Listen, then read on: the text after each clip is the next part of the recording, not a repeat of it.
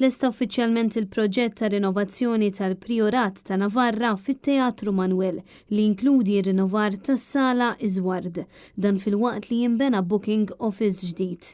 Issa is-sala Iżward minn barra li se tintuża bħala spazju għal laqat se tintuża wkoll għal konferenzi, riċivimenti u kunċerti fuq skala iżgħar u se toffri esperjenza teatrali unika. Minnaħa tiegħu iċ-chairperson ta' Teatru Manuel Michael Grech saħaq li tlessija ta' dan il-proġett huwa pass importanti għal preservazzjoni tal-wilt kulturali u l-promozzjoni tal-arti.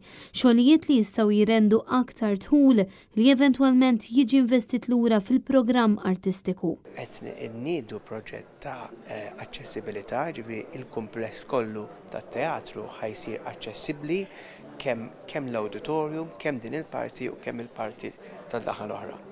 Ftaħna booking office ġdida li hija għandha teknoloġija moderna fejn wieħed hija interattiva wkoll u ħaniftu wkoll kafeterja li ħajservi bħal foyer ukoll għat-teatru għal qabel u wara u matul l-ispettaklijiet. Min-naħa tiegħu id-direttur artistiku tat-Teatru Manuel Adrian Mamo sostna li l-ftuħ tal-Priorat rinnovat jaħbad eżatt ma' tnedija tal-istaġun artistiku 2023-2024 tat-teatru. U għaldaqstant l-istaġun li ġej ser joffri varjetà ta' wirjiet minn musicals bħal dak popolari u ikoniku ta' Grease sal-ewwel opera ta' Mozart. Bħala Teatru Nazzjonali aħna naħdmu ma' ħafna entitajiet u ma' kumpaniji privati, naħdmu ma' l-Festivals Malta, ma' l-Orkestra Filarmonika u rridu naħdmu għal pubbliku differenti, ġifieri dinna mhix sala pereżempju tal-opri biss jew tal-kunċerti biss, issa jkollna drammi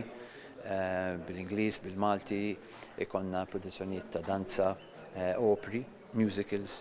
Hemm taħlita matul din is-sena kollha. Adrian Mamo spjega li se jittellaw 26 produzzjoni oriġinali minn Toy Toy, il-programm ta' talim u parteċipazzjoni ta' Teatru Manuel, oħrajn klassiċi bħal pantomimi annwali tal-miliet, għatta kollaborazzjonijiet ma' organizzazzjonijiet stabbiliti bħal Ziguzajk u l-Orkestra Filarmonika ta' Malta, proġetti fil-komunità u ħafna aktar.